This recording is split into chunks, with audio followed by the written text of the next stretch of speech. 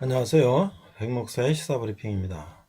오늘은 6.25 전쟁 영웅들을 소개하고자 합니다. 먼저 6.25 하면 우리가 메가드 장군을 빼놓을 수가 없죠. 앞에 이승만 대통령 이야기를 할 때 이승만 대통령과 메가더 장군의 관계에 대해서 얘기를 했습니다. 메가더 장군은 1980년에 태어나서 1964년에 돌아가셨는데요. 미국 태평양 전쟁에 미군 최고 사령관을 했죠. 그래서 이제 일본 천황을 항복받고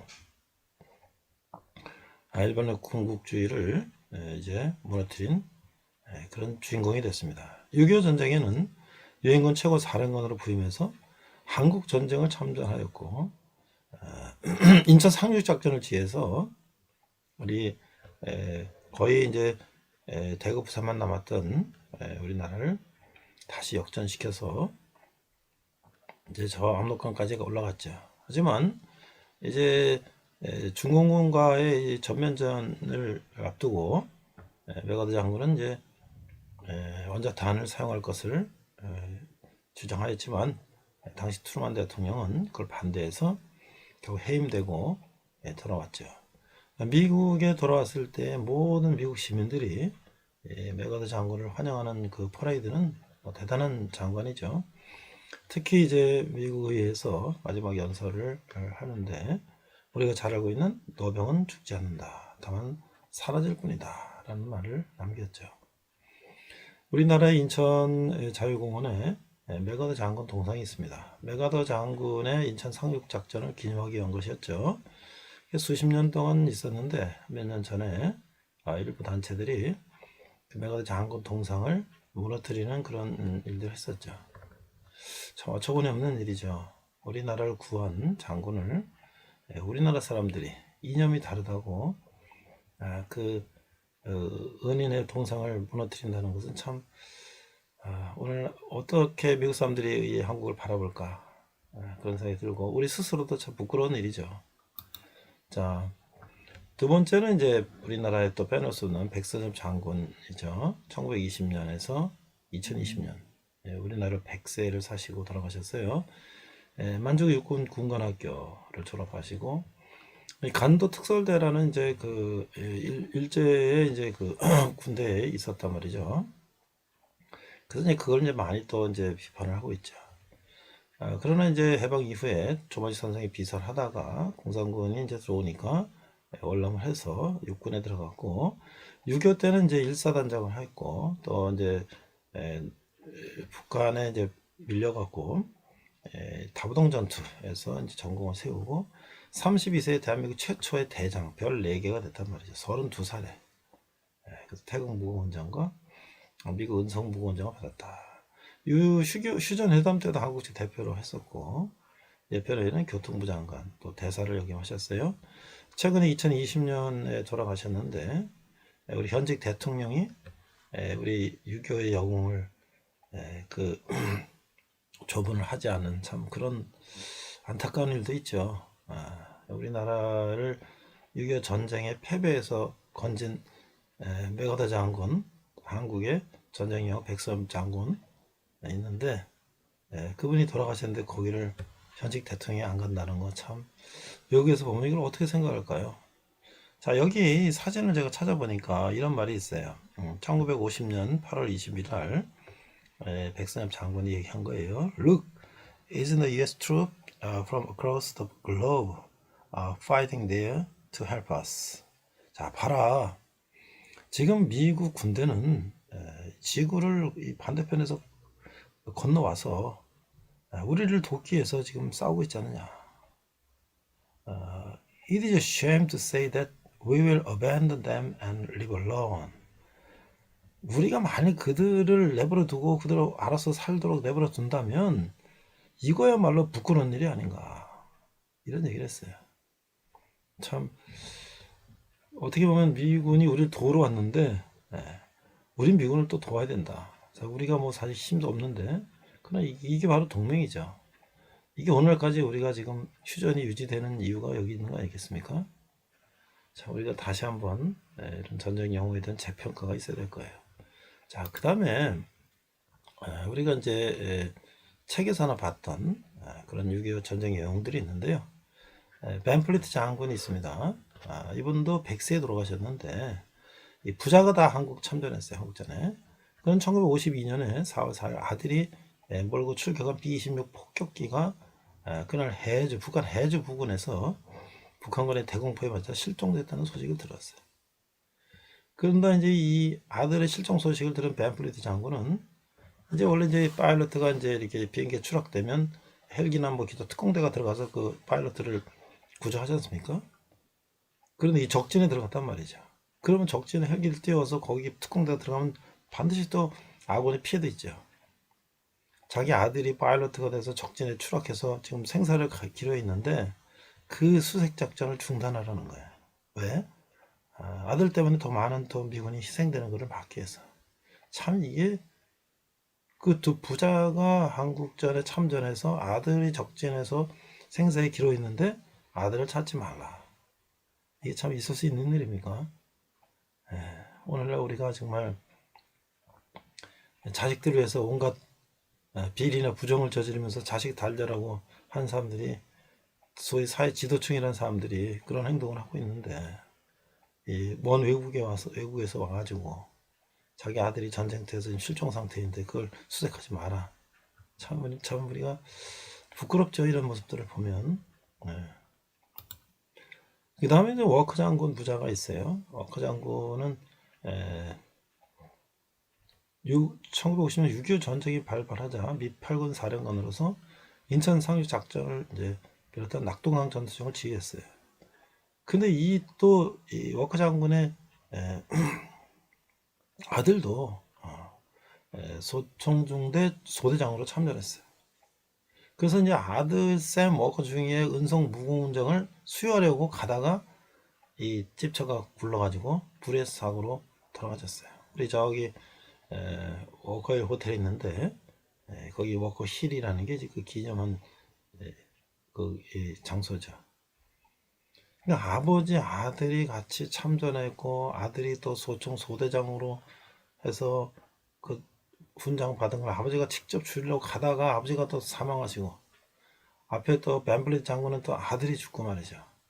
정말 미국 최고의 군인들이 이렇게 참전해서 아버지가 죽고 아들이 죽고 이런 상황이 벌어졌는데 참 우리가 이거를 어떻게 생각해야 됩니까? 이게 정말 이걸 우리가 그냥 뭐 자기네들이 알아서 와서 전쟁했다 이렇게 생각할 수 있나요? 자, 마지막은 참 놀라운 우리가 정말 전혀 듣도 보도 못한 이야기예요.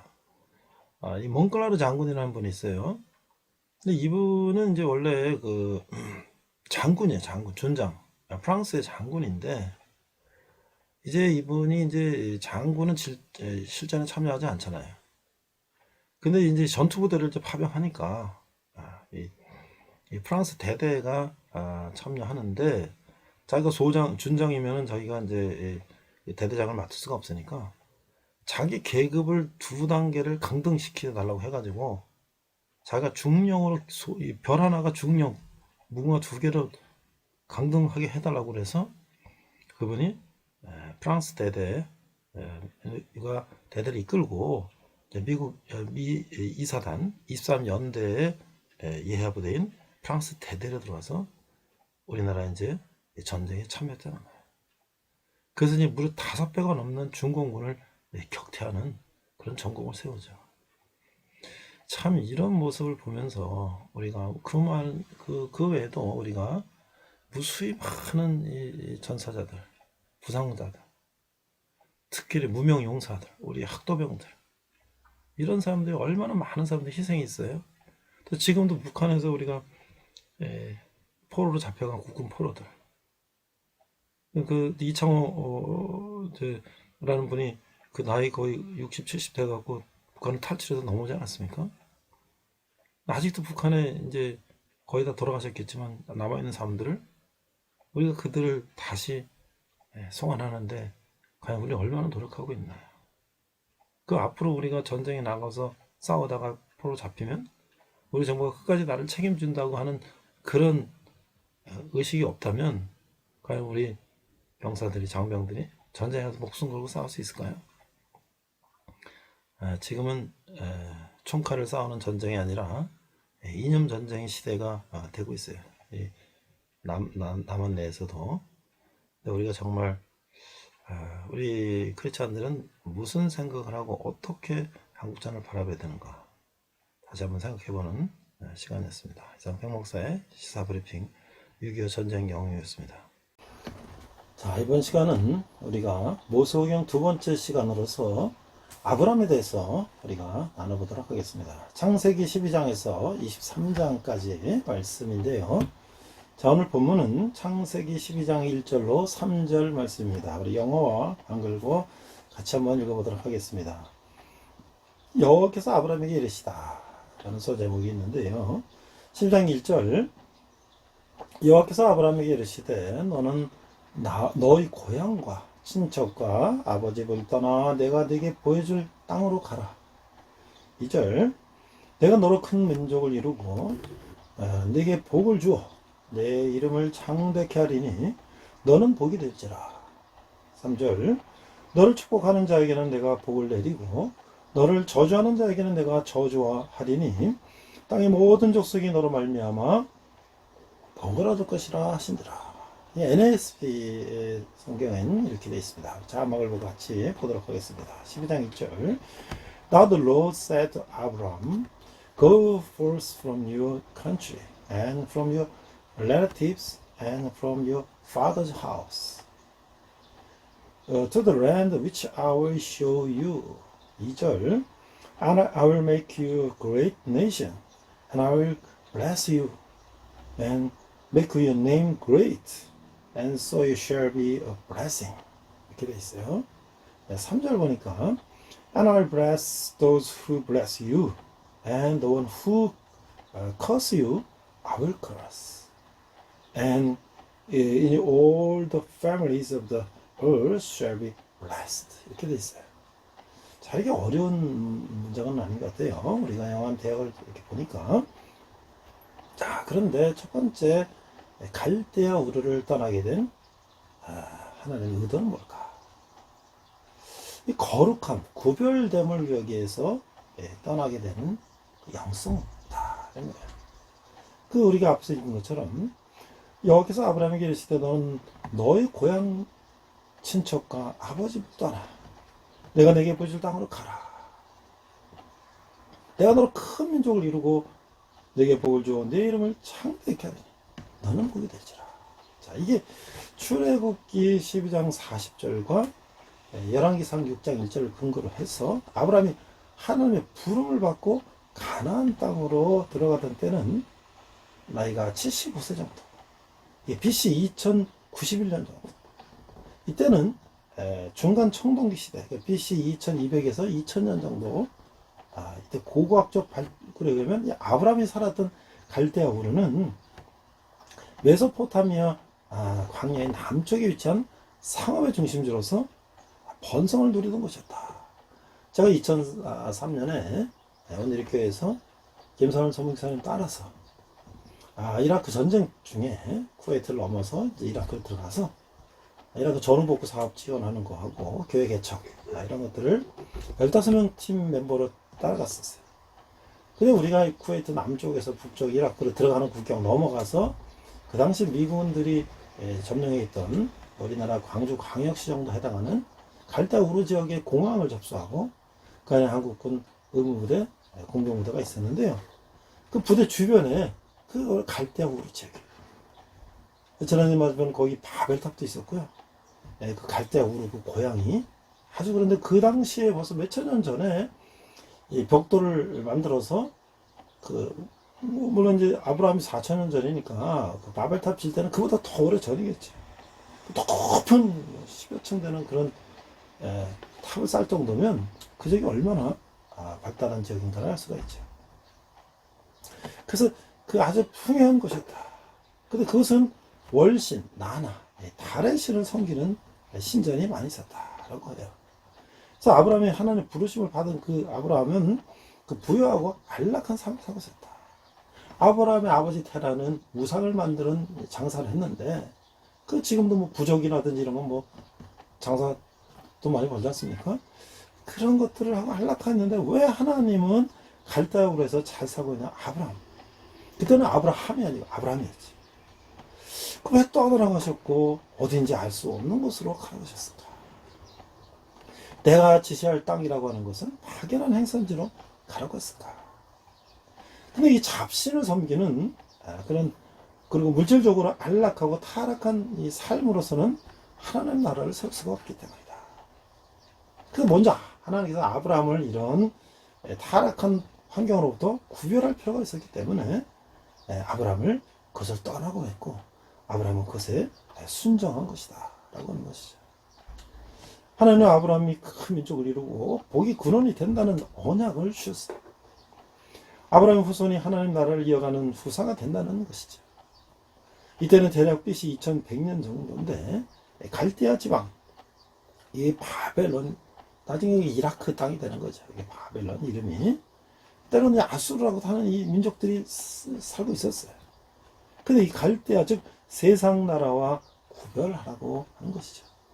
하나님의 왕이 되신 하나님 나라는 세상에 젖어 있는 상태로는 안 된다고 하는 것이 하나님의 강한 메시지라고 하는 것이죠. 하나님의 나라를 이루기 위해서는 반드시 하나님께 순종해야 하고, 그러기 위해서 세상에서 떠나야 한다고 하는 것이죠. 아브라함이 가게 될 가나안은 결코 갈대아 우르 지방보다 더 살기 좋은 지역이 아니었다고 하는 거예요. 오히려 기근이 기다리고 있었다는 거죠. 그리고 나중에 이스라엘 백성이 출애굽해서 돌아갈 땅 역시 가나안 땅이었는데, 그 땅은 애굽보다 살기 좋은 땅이 아니었던 것이죠. 가나안 땅은 결코 젖과 꿀이는 땅이 아니었다는 거예요. 오히려 땅은 척박하고 주변 정세는 늘 불안한 땅이었고, 문화적으로는 이방신의 종교가 특실거리는 땅이라는 것이죠. 하나님 왜 이런 땅을 택했을까요? 그것은 하나님은 온전히 의지하고 순종하는 법을 훈련시키기 위함이라고 하는 것이죠. 그것이 바로 하나님 나라를 위해 순종의 삶을 살도록 구별하는 삶이었고, 그것이 성경이 말하는 거룩한 삶이라고 하는 것이죠. 이 젖과 꿀이는 땅이 아니기 때문에 어떻게 거기서 젖소와 기르고 벌꿀을 치고 이렇게 해야 되는 것이죠. 그래서 그것을 하나님께 순종하면서, 하나님만 의지하면서 그것을 이제 바꾸어 나가는 행동이 필요한 땅이라고 하는 것이죠.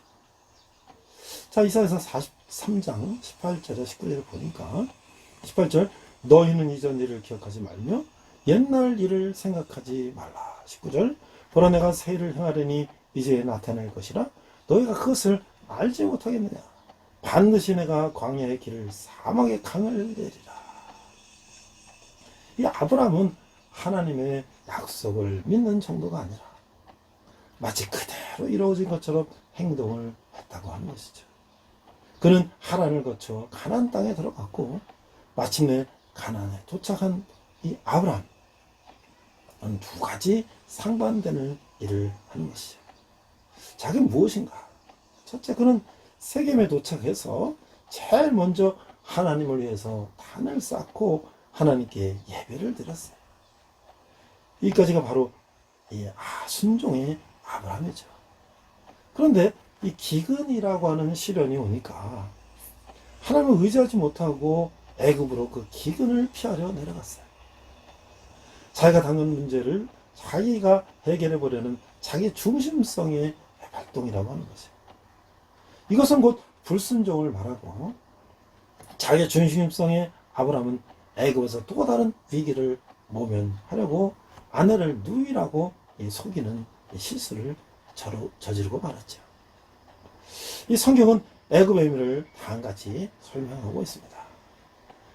이사야 31장 1절 상반절을 보니까, 도움을 구하려 애굽으로 내려가는 자들은 화 있을진저, 그들은 말을 의지하며 병거의 많음과 마병의 심히 강함을 의지하고 이스라엘의 거룩하신 이를 앙모하지 아니하며 여호와를 구하지 아니하나니, 2절, 여호와께서 더 지혜로우신즉 재앙을 내리실 것이라. 자, 이게 결국 이 일은 하나님의 계획을 수포로 돌아가게 할 수 있는 그런 사건이었다는 거예요. 두 번째 보니까 소돔과 고모라의 이 멸망 사건을 볼 수가 있죠. 의인 10명으로 이 중보 기도하는 아브라함은 이 순간 하나님의 동역자로서의 역할을 감당하고 있는 것이죠. 우리가 기도할 때보다 언약의 하나님께 더 가까이 나갈 수 있는 순간은 없다고 하는 것이죠. 하나님, 우리가 기도할 때, 특히 중보 기도를 드릴 때 세계를 다스리는 일에 우리를 참여자로 삼으신다고 하는 것이에요. 의인 10명은 무엇을 말하는 것이죠? 이 의인은 그 시대 하나님의 대리자로서 그 시대의 고통을 안고 하나님께 중보하면서 나아가는 자를 의미한다고 생각하는 거예요. 그런 자의 수가 하나님이 최소한 만족할 만큼 존재할 때 세상에 대한 하나님의 진노는 미뤄진다는 것이 소돔과 고모라의 교훈일 것이라는 거예요. 악인 10명이 이 사회를 구할 최소 규모의 공동체라고 할 때 과연 오늘의 교회 공동체 안에 이 세상의 타락된 모습을 개혁할 의인 10명이 있습니까? 육신적 안목의 소유자 롯은 소돔과 고모라의 심판의 결과로 몰락하고 마는 것이에요. 무엇과 암몬의 조상이 되고 성경의 백성에서 퇴출되는 것이에요. 롯의 두 딸이 술 취해 잠든 아버지의 잠자리에 들어가서 나온 후손이 모압 족속과 암몬 족속 아니겠습니까? 이 세 번째는 아브라함의 실수를 우리가 또 이야기할 수가 있어요. 아브라함은 믿음의 조상이라는 칭호를 받기에 전혀 부족함이 없는 자이지만 그도 인간이기 때문에 연약함으로 인해 많은 실수를 저질렀다고 하는 것이죠. 첫째는 약속을 믿고 간 가나안 땅은 풍요의 땅이 아니었고 오히려 기근이 그를 기다리고 있었다고 합니다. 그는 기근의 문제를 스스로 해결하려고 자기 중심적인 생각으로 애굽으로 내려가는 거예요. 하나님을 의지하지 못한 실수이고 그런 실수는 또 다른 실수로 이어지고 있는 거예요. 애굽에서 자기들이 안전 문제를 스스로 해결하고 이 한 꾀를 생각하는 것이 자기 아내를 누이라고 속이는 발상이었어요. 또한 그는 하나님이 자식을 주신다고 하는 그 약속 이행이 너무 늦어지자 그 인의 한계에 이르게 되는지 그는 하나님의 약속을 무시하고 스스로 이 아내의 종 하갈을 통해서 그 후손의 문제를 해결하려고 이렇게 해서 결국 이스마엘을 얻게 되죠. 바로 이런 것이 우리 인간의 생각이에요. 이런 인간의 생각이 비극을 만들어내는 것이죠. 이런 문제는 하나님의 뜻으로 돌아가야 해결된다고 하는 것이죠. 아브라함은 이스마엘을 향해 함께 데리고 있었고 10반의 그 인성을 보이지만 하나님은 그 인간의 생각의 결과인 하갈과 그 아들을 내쫓으시는 거예요. 21장은 바로 아브라함의 실수로 인한 약속의 씨와 인간의 씨와의 갈등을 이제 보여주고 있어요. 그 갈등의 역사는 지금도 이어지는 거죠. 지금도 여종 하갈을 통해서 난 그 이스마엘의 후손들, 그 지금 이슬람권 세력들과 아브라함이 약속한 아들 이삭을 통해서 그 후손이 된 그 유대인들이 지금도 서로 반목하고 싸우고 죽고 죽이는 그런 갈등의 연속이지 않습니까? 만약에 그때 아브라함이 그 인내하고 끝까지 하나님의 약속을 기다렸다면 지금 같은 이런 전 세계적인 불행은 없었을 수도 있었다고 생각을 하는 것이죠. 자, 이제 이삭의 이야기를 해보겠습니다. 하나님은 아브라함의 백성가 되던 해에 약속을 주신 지 75년이 지나서야 이삭을 태어나게 하신 거예요. 그렇게 어렵게 허락하셨고 그 유일한 아브라함의 적자라고 하시면서 오늘 하나님은 아브라함에게 그 이삭을 제물로 바치라고 명령하시는 거예요. 그 인간 아브라함은 그 100세에 오던 그 귀한 아들을 하나님께 제물로 바치라는 그 말씀을 듣고 억장이 무너지는 그럴 때가 있었지만 또한 인간 제물에 이 제사 드리는 거는 그 이교도들이 하는 거예요.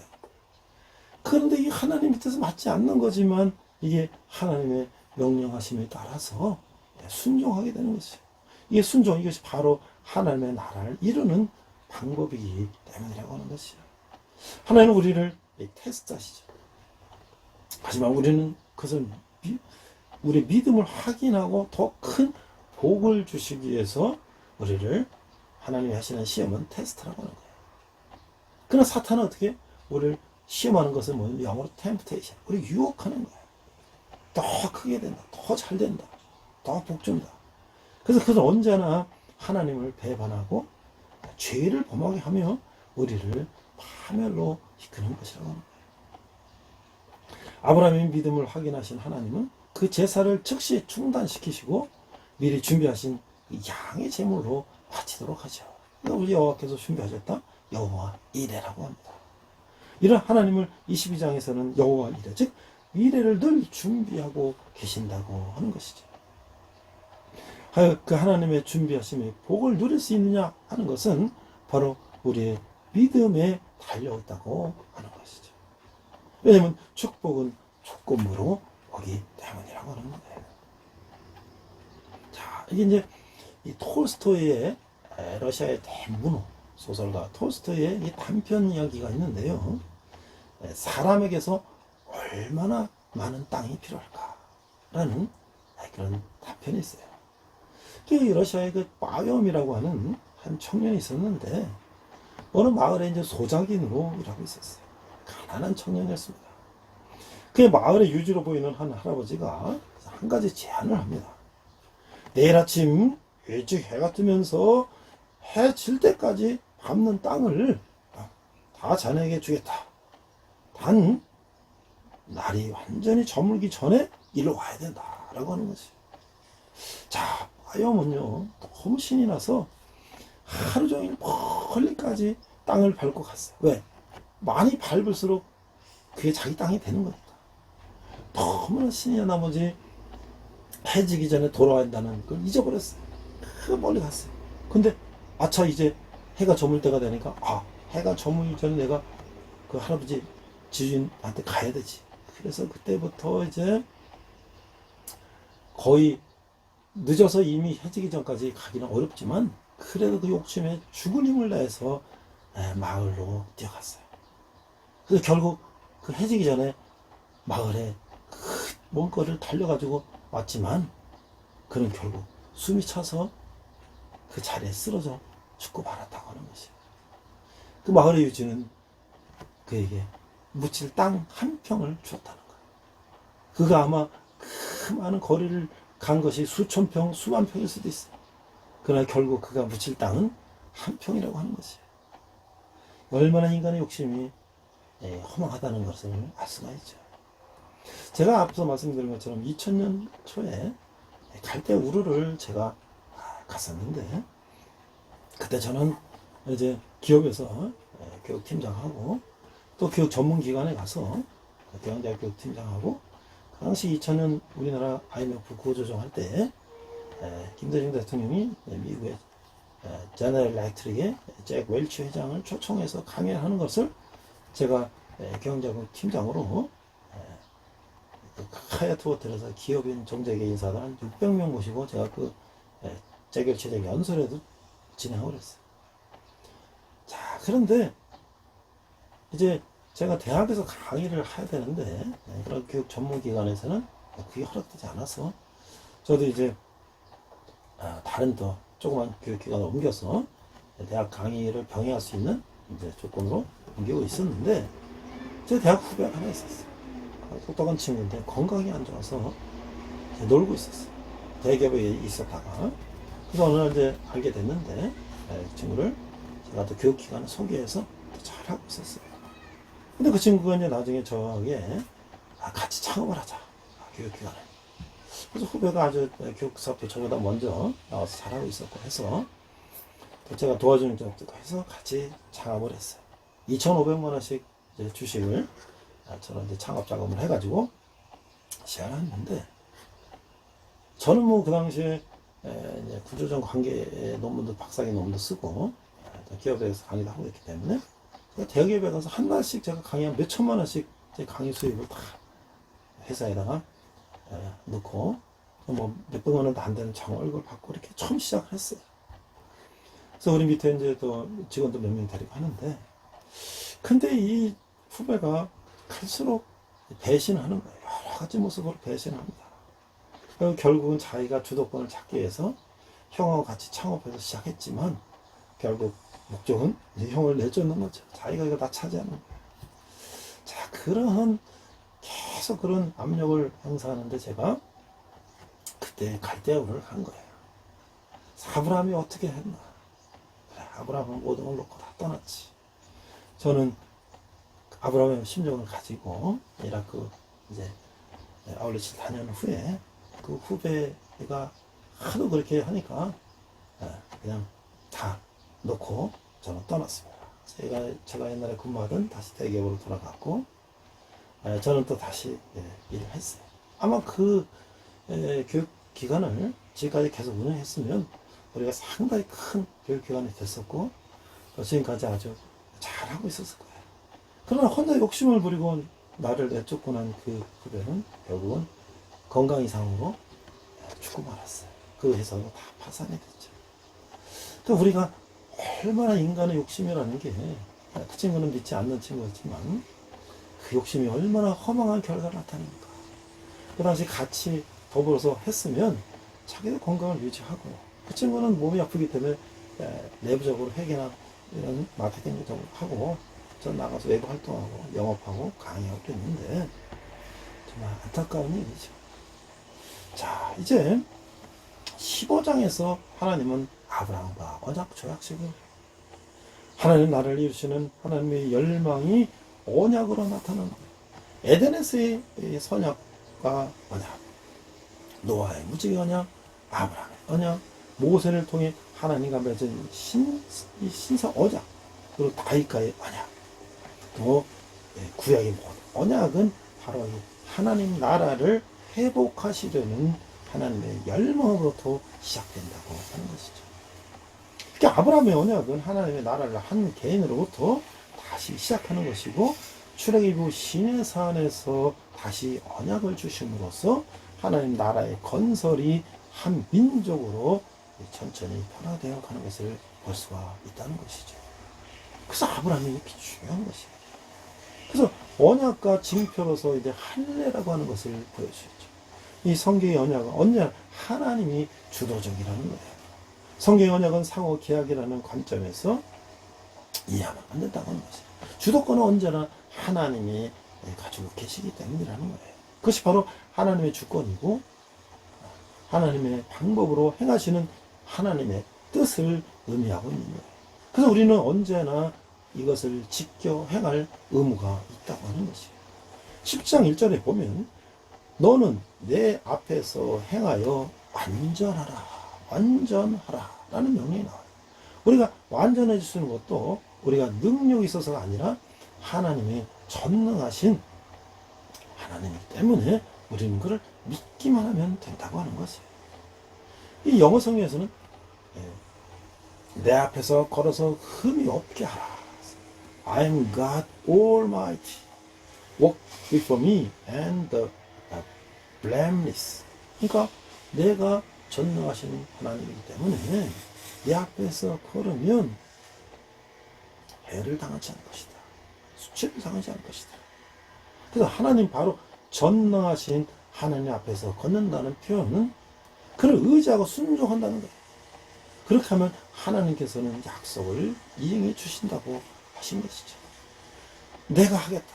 I will 이라는 표현이 17장에서 몇 번이나 나온지 우리가 이해해 봐야 될 것이에요. 아브라함이 하나님을 믿기만 하면 모든 것을 하나님이 다 해주실 것이라고 하나님은 분명히 말씀하고 계시는 거예요. 우리 하나님은 멀리서 가만히 계시면서 원격 조정하시는 그런 이 데이즘 이런 그런 하나님이 아니고 우리 삶 속에서 직접 행하시는 하나님이시라고 하는 거예요. 그것은 하나님의 주권적 통치 방법이라고 하는 것이죠. 바로 그것은 하나님의 나라가 이루어질 수 있는 거예요. 우리가 그 통치에 순종한다면 레위기 26장 12절에 보면 에레미야 33장 2절에서 4절에 보면 스바냐 3장 10절에 보면 우리 가운데 행하시는 하나님의 모습을 보여주고 있는 것이죠.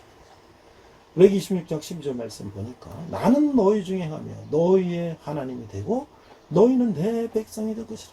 이 말씀은 항상 구약의 말씀 중에 하나님은 항상 말씀하고 계세요. 나는 너희 하나님이 되고 너희는 나의 백성이 되라. 예레미야 33장 2절에서 4절 보면 2절 이를 행하시는 여호와 그것을 만들며 성취하시는 여호와 그 이름을 여호와라 하는 이가 이와 같이 이르시리라. 3절 너는 내게 부르짖으라. 내가 내게 응답하겠고 내가 알지 못하는 크고 은밀한 일을 내게 보이리라. 4절 이스라엘의 하나님 여호와께서 말씀하시니라.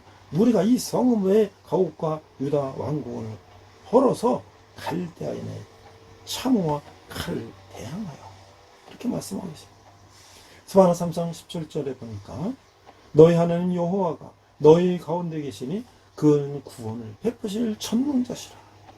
그가 너로 말미암아 기쁨을 이기지 못하시며 너를 잠잠히 사랑하시며 너로 말미암아 즐거이 부르며 기뻐하시리라. 너의 하나님 여호와가 우리 이런 찬양하지 않습니까? 이 하나님의 뜻, 그 아브라함은 그 언약을 지킨다는 징표로 할례를 받게 되는 것이죠. 그래서 아브라함과 약속해서 이제 하나님 나라는 뭐냐? 자손을 약속하셨다. 이제 하나님 백성을 약속하셨고 땅을 약속하셨다. 이것은 하나님의 통치의 영역을 말씀하신 거고 내 후손의 하나님이 되리라. 이것은 하나님 직접 너희들과 함께 통치하시겠다라고 하시는 것이죠. 창세기 17장 7절에서 8절을 보니까 7절 내가 내 언약을 나와 너 및 네 대대 후손 사이에 세워서 영원한 언약을 삼고 너와 네 후손의 하나님이 되리라. 8절 내가 너와 네 후손에게 내가 거래하는 이 땅 곧 가나안 온 땅을 주어 영원한 기업이 되게 하고 나는 그들의 하나님이 되리라.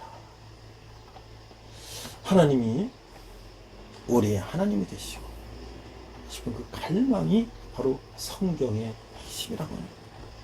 성경은 구약과 신약으로 되어 있죠. 언약, 약속, 계약 등은 이 쌍방의 동의에서 이루어지는 거예요. 그러나 하나님이 주신 언약은 하나님의 일방적인 것이라고 합니다. 지켜야 할 의무가 인간에게 있어요. 이 언약, 약속, 명령 뒤에는 반드시 축복이 따른다는 것을 우리가 명심해야 할 것입니다. 제가 이제 자료를 보니까 한옥 목사님의 그 리더십 성경에 보니까 이런 자료가 있어요. 문제를 바라보는 시간. 자, 문제는 항상 있단 말이죠. 하지만 문제가 장애물 만드는 것은 아니다. 독수리가 날 때 안정감과 평형성을 유지하는 데는 이 장애물은 공기가 없다면 날 수가 없다라고 하는 거예요. 이 존 버년의 철로 역정을 쓴 존 버년은 감옥에서 철로 역정을 썼다는 거죠. 자기 침대를 옮기기도 힘들 정도로 이 아팠던 나이팅게일은 이 영국의 병원을 새롭게 했어요. 이 중풍의 위험 속에서 살아있던 파스텔은 끊임없이 질병의 퇴치를 위해서 연구하며 의학계의 위대한 진보를 가져왔다고 하는 것이에요. 이 장애물을 성공의 디딤돌로 삼으려면 무엇보다도 문제를 바라보는 시각의 변화가 필요하다고 하는 것이에요. 훌륭한 리더는 문제를 변화시키기 전에 문제를 보는 태도의 변화가 중요하다고 하는 것이죠. 사라는 자신의 나이가 먹도록 아이를 낳지 못하자 문제에 매몰되고 말았어요. 그 아이 낳지를 못하는 문제를 극복할 수 없다고 스스로 판단해서 남편을 여종인 하가가 통치하게 했어요. 하나님의 약속을 믿고 있었지만 아이를 낳지 못한 현실의 문제 앞에 무너지고 만 것이죠. 결국 이스마엘을 낳게 되고 후에는 하나님의 약속의 아들인 이삭을 얻자 자신의 판단 오류로 태어난 이스마엘을 자기 손으로 내쫓는 결과를 초래하고 말았다고 하는 것이죠. 성공적인 지도자가 되려면 문제가 있을 때 그 문제를 해결하기 위한 올바른 자세를 가지고 올바른 행동 계획을 세울 필요가 있다고 하는 것이죠. 우리는 이제 기다리는 훈련이 필요하다. 하늘의 별처럼 많은 자손을 주시겠다는 약속을 받았지만 아브라함에게는 여전히 자손이 없었다. 이것은 그에 대한 기다림의 시험이었으나 그는 성급하게 지름길을 택했다. 그래서 그 여정을 통한 그 방법은 그 당시에는 뭐 흔히 있었던 일이죠. 그렇기 때문에 그는 하나님의 약속보다는 세상의 그 방법을 선택했던 거예요. 그러기 조급하게 자기의 뜻을 이루고자 하나님을 신뢰하지 못했다는 것이죠. 그 이스마엘이 태어난 후에 그 25일 전의 세월이 지나서야 이삭을 얻을 수가 있었어요. 그 하나님의 약속은 더딜지라도 반드시 이루어진다는 것이 하나님의 때와 사람의 때가 다르다. 카이로스와 크로노스가 다르다. 우리가 생각하는 때와 하나님의 때는 다르다. 또한 하나님은 우리가 그분만을 믿고 기다리는 자녀로서의 온전한 삶을 살도록 훈련시키는 분임을 우리가 알게 된다고 하는 거예요. 영적 성숙은 평생에 걸치는 훈련의 길이며 그 길은 절대 지름길이 없다. 앞서서 제가 이제 그 후배와 창업했을 때 그렇게 배신한 후배를 떠나서 저는 이제 다시 옛날에 근무하던 대기업으로 다시 돌아갔어요. 그리고 제가 투자했던 2,500만 원을 제가 돌려받고자 주식을 반환을 했는데 그것도 이 후배가 그 밑에 자기가 데려오던 친구들에게 저하고 5%씩 주식을 나눠주자 그래서 이제 50% 이제 후배나 나는 반씩은 100%잖아요. 투자씩 5%씩 내면 10%를 10%씩인가 또 5%씩을 띄워서 그들을 주면 어떻게 됩니까? 그 후배하고 그 자기가 데려온 직원들 우호 지분은 50%가 넘어가는 것이고 나는 50% 밑으로 내려가는 거잖아요. 그래서 결국 제가 돌려받은 것도 제가 처음에 투자했던 50%가 아니라 그 자기가 데려온 직원들한테 띄워주는 건 떼고 제가 돌려받았죠.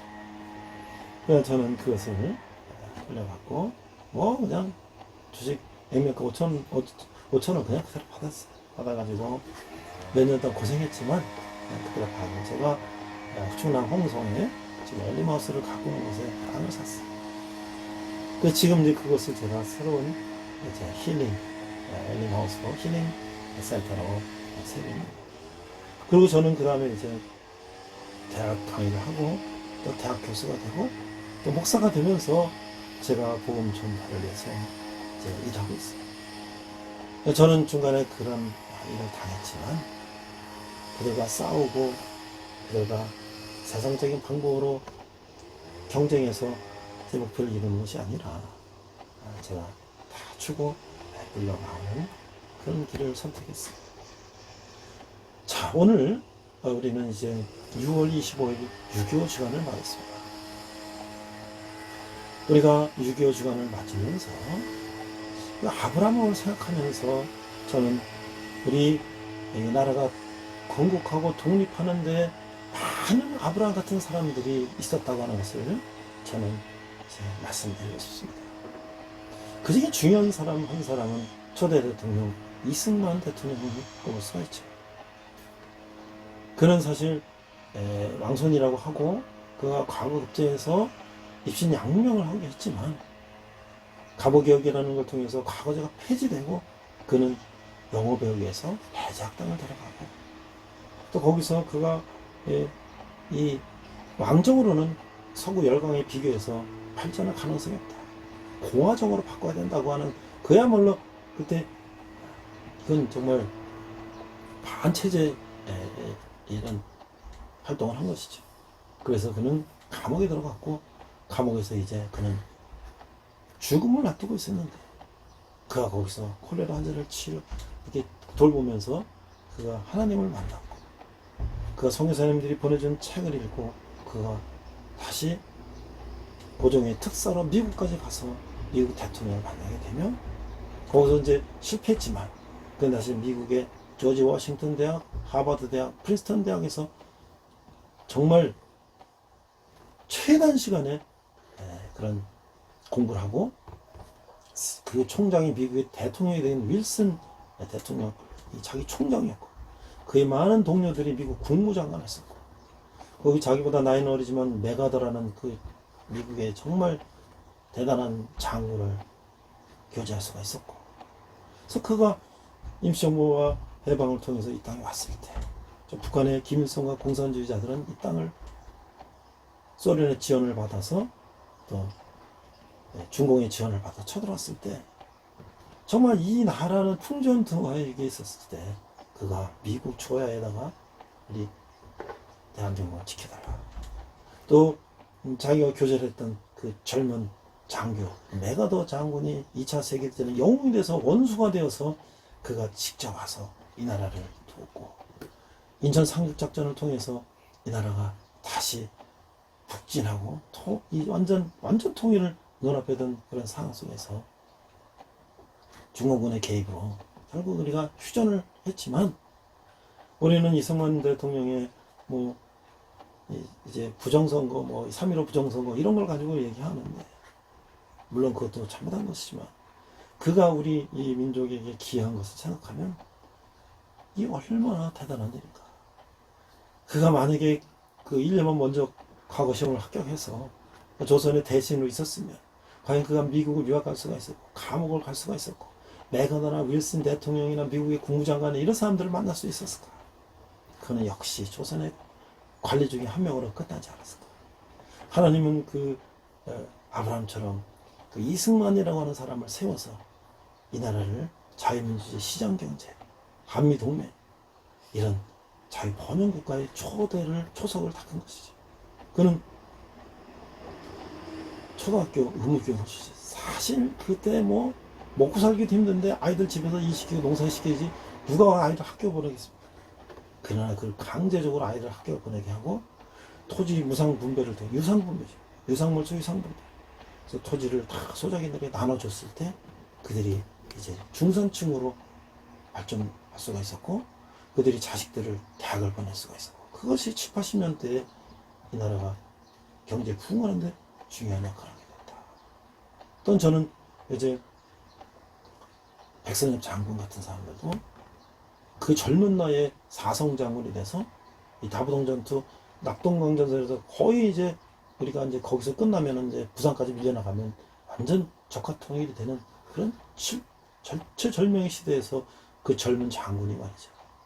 이 나라를 위해서 미군과 연합해서 북한 공산당을 무찌른 그런 위대한 장군도 있었고